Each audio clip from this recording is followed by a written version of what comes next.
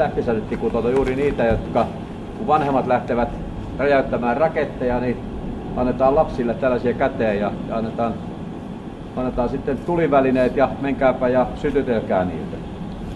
No hetken kuluttua tehdään demonstraatio, jossa sytytetään tämmöinen tähtisädetikku ja katsotaan mitä tässä sitten oikein tapahtuu. Lähes poikkeuksetta keinokuituiset materiaalit on sellaisia, jotka ovat herkästi syttyviä. Tätä ei ole koitettu mitä tämä haalarin kanssa käy, mutta uskon, että samalla lailla kuin aikaisemminkin.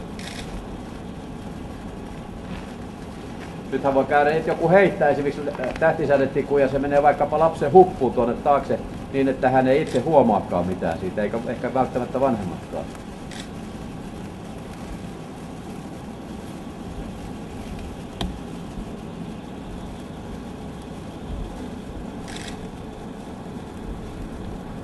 Se voi palaa tuolla hupussa, lapsi huomaa vasta siinä vaiheessa, kun alkaa niskavilloja lämmittämään.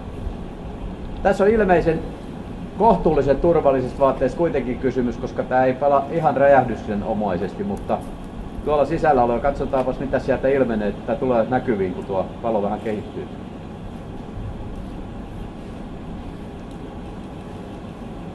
No nyt se on kuitenkin palannut läpi, niin kuin huomaatte, niin ei sinne pinnalla ole jäänyt mitään, vaan siellä jo palaa takimainen kerros. Huomaatte ihan sulamalla se palaa, eli kysymyksessä on keinoaine tässäkin. Tässäkin on tietysti tärkeää, että osaa toimia, jos näkee tällaisen tilanteen, miten sitten sammutusmielessä toimitaan. Nopeasti henkilö nuriin maahan niin, ettei päähän kohdistu nuo palavat kaasut ja sitten tuo tuli. Ja hyvä olisi, jos olisi joku väline, jolla sammuttaa lumi jotakin muuta, jos ei mitään jotain turvallista paksua vaatetta tai muuta satu olemaan.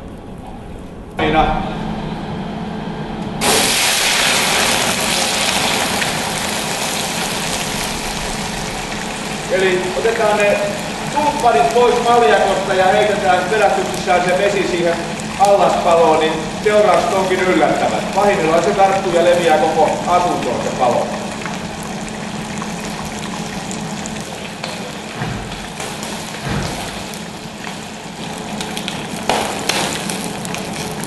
Räiski aika hyvin ulkopuolella siellä. Jos siinä on joku pöytäliina tai jotain muuta, niin kyllä varmasti syttyy.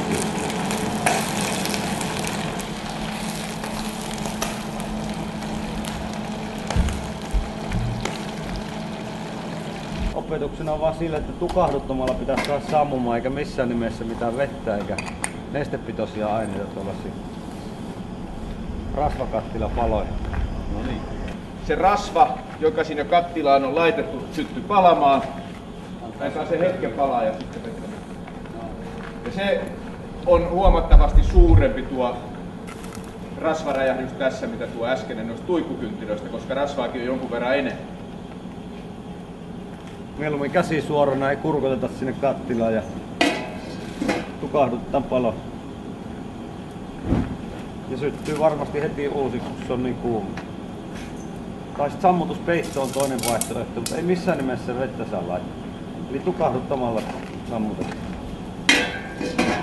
Jos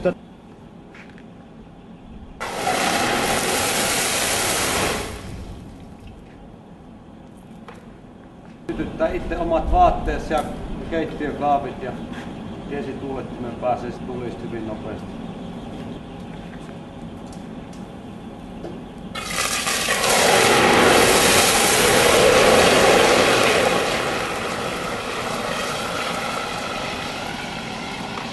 Eli sammutetaan liesi peitteellä, otetaan liesi pois päältä, siirretään kylmälle levylle ja sammutetaan liesituuletin ja soitetaan yleiseen hätänumeroon.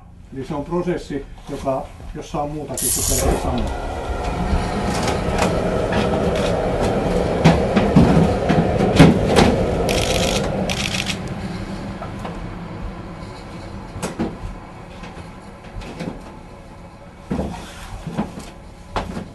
Vielä jos joku haluaa kokeilla, nyt on mahdollisuus.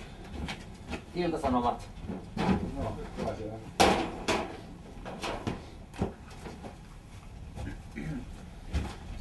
kiinni niistä Suojaat kädet suoraan eteen.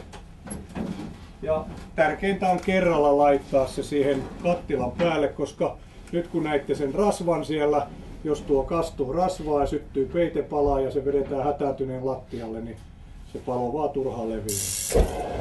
Kerralla laitat sen siihen päälle. Ja näet kun ilma loppuu, niin se liekki myös sieltä sammuu.